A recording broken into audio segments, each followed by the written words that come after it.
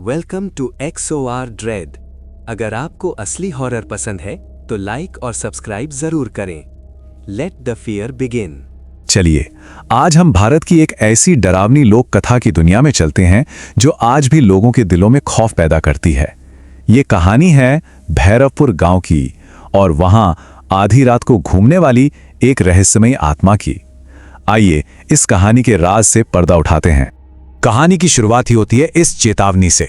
सोचिए, एक चाचा अपने भतीजे से ये कह रहे हैं और बस इसी एक लाइन से हम सीधे उस कहानी के खौफनाक माहौल में पहुंच जाते हैं।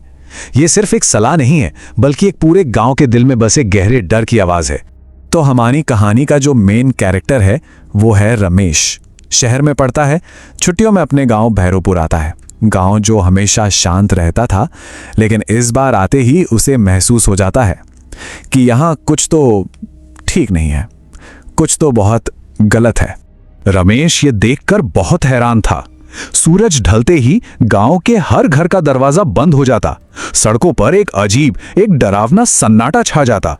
जब उसने अपने चाचा से पूछा कि यह कैसा अजीब कर्फ्यू है, तो उसे वही भयानक जवाब मिला, दैनी के बारे में। तो अब आती है पहली रात। रमेश ठहरा शहर का लड़का, वो इन सब बातों को गांव वालों का अंधविश्वास मानकर हंस देता है। उसे क्या मालूम था कि उस रात उसका सामना किस हकीकत से होने वाला है। आधी रात के आसपास का वक्त था। रमेश गहरी नींद में था जब गांव के उस मुर्दा सन्नाटे को चीरती हुई एक अजीब सी आवाज ने उसे जगा दिया। एक ऐसी आवाज जो उस खामोशी का हिस्सा बिल्कुल नहीं लग रही थी। वो आवाज थी पायल की, एक धीमी, एक लय में, छन छन छन, जैसे कोई बहुत धीरे धीरे चल रहा हो। इस रहस्यमयी आवाज ने रमेश को इतना बेचैन कर दिया कि वो खुद को खिड़की से बाहर झांकने से रोक नहीं पाया। अंधेरी पगडंडी पर रमेश को दूर एक परछाई दिखाई दी। एक औरत जिसने सफेद साड़ी पहनी हुई थी। उसके बाल बहुत लंबे थे और वो बहुत ही धीरे धीरे चल रही थी। और फिर कुछ ऐसा हुआ जिसने रमेश के रोंगटे खड़े कर दिए। वो औरत अचानक चलते चलते रुक गई और बहुत धीरे धीरे उसने मुड़कर सीधा रमेश के घर की तरफ देखा।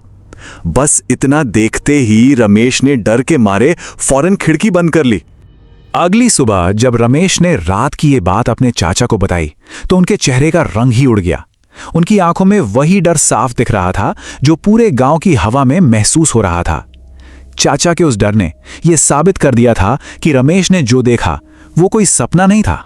चाचा ने अपनी कांपती हुई आवाज में बस एक सवाल पूछा, एक ऐसा सवाल जिसने एक अजीब से मंजर को एक खौफनाक हकीकत में बदल दिया। उन्होंने पूछा, क्या उसके पैर देखे थे?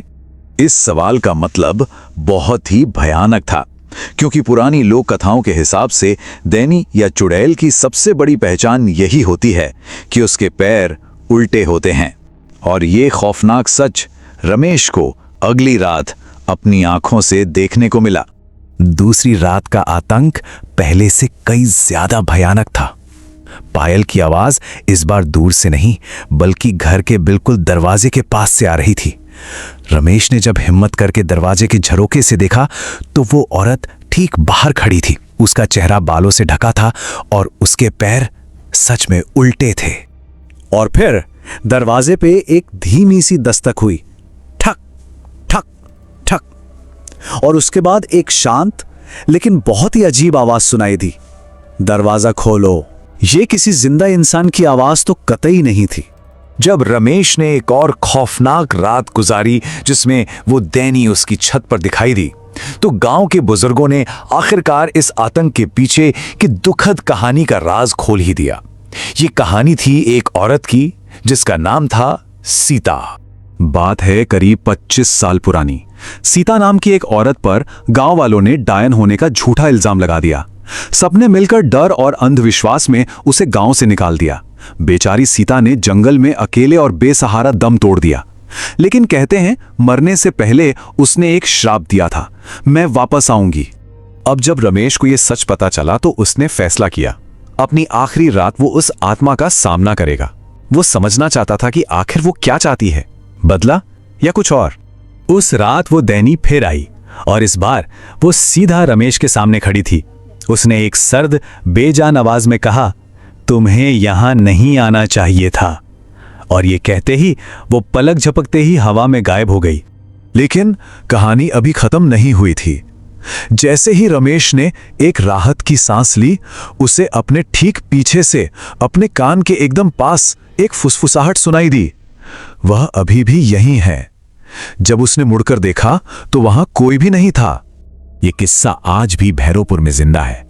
लोग कहते हैं कि आज भी रात 2 बजे के बाद वो पायल की आवाज सुनाई देती है, और अगर कोई उस आवाज का पीछा करने की हिम्मत करे तो उसे सफेद साड़ी, लंबे बाल और उल्टे पैरों वाली वो औरत दिख जाती है। और चेतावनी आज भी वही है, अगर उसने किसी को देख लिया तो वो उसका पीछा कभी नहीं छोड़ती। रमेश तो उस गांव से वापस शहर लौट आया, पर क्या वो आत्मा सच में गांव में ही रह गई, या जैसा कि उस आखिरी आवाज ने कहा था कि वो अभी भी यही है? तो सवाल ये उठता है कि अब वो आत्मा किसका पीछा कर रही है?